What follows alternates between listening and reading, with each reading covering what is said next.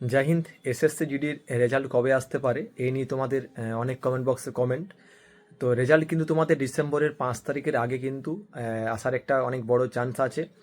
আর এই যে আমি একটা ভিডিও করেছিলাম কি আমাদের হাইকোর্টে কেসে একজন স্টুডেন্ট জিতেছে যে মেডিকেলে ফিট ছিল, কিন্তু তাকে তাও আনফিট করে দেওয়া হয়েছে।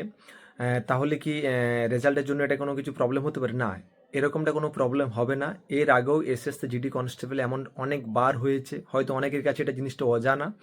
নদিয়া মুর্শিদাবাদের এমন অনেক প্রার্থী আছে যারা 2018-তে 2022-21-এ যারা চাকরি পেয়েছে এরকমভাবে। আর পশ্চিমবাংলা পরীক্ষার্থীদের কাছে প্রার্থীদের কাছে এটা একটা এইবার তো আরও অনেক নতুন, অনেকে তোমাদেরকে বলেছিল এরকমভাবে হয় না। তো ইউপি, বিহার বা আদার স্টেট যে সমস্ত ছেলেমেয়েরা আছে আমাদের বাঙালির থেকে ওরা অনেক অ্যাডভান্স, প্রচুর অ্যাডভান্স। সেটা ওদের পরীক্ষার কাট অফ দেখলেই বোঝা যায়। ওরা সমস্ত পরীক্ষাতে কিন্তু এগিয়ে আছে, তো ওরা এই জিনিসটা কিন্তু করে।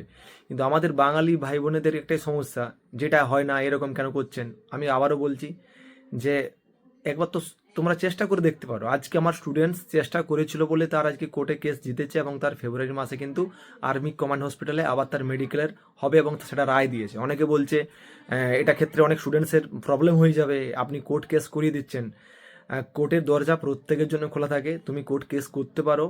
এটা যে হার জিত আছে, কিন্তু তার জন্য তোমার লাইফ প্রবলেম হবে এরকম ব্যাপার না। আর আদার স্টেটের ছেলে মেয়েদের একটা আলাদা ইউনিটি আছে, মানে একটা জোট আছে, তারা এক হয়ে কাজ করে। আজকে ধরো আজকে আমার স্টুডেন্টসের প্রবলেম হয়েছে, সেই প্রবলেমটা তোমারও হতে পারে, আরও 5টা ছেলে মেয়ের হতে পারে। তো একবার সেই নিজেকে সেই জায়গাটাতে গিয়ে বস করাও, তারপরে ভাববে। তো যাই হোক, এসএসসি জিডির রেজাল্ট যে কোর্ট কেস হোক যাই হয়ে যাক, এটা আমাদের স্টেট গভর্নমেন্ট না কি একটা কেস হয়ে যাওয়া মানে সমস্ত পেন্ডিং হয়ে গেল, এরকম কিচ্ছু হবে না। এর আগেও এরকম অনেকবার হয়েছে এসএসসি জিডিতে, যেটা জিনিসটা আমরা জানি। আমারও অনেক ফ্রেন্ডস আছে যারা ডিফেন্সে আছে, ঠিক আছে। তো চলো দেখা হচ্ছে পরবর্তী ভিডিওতে। জয় হিন্দ, প্রত্যেককে বেস্ট অফ লাক। আশা করছি তোমাদের এই লিস্টে নাম চলে আসবে।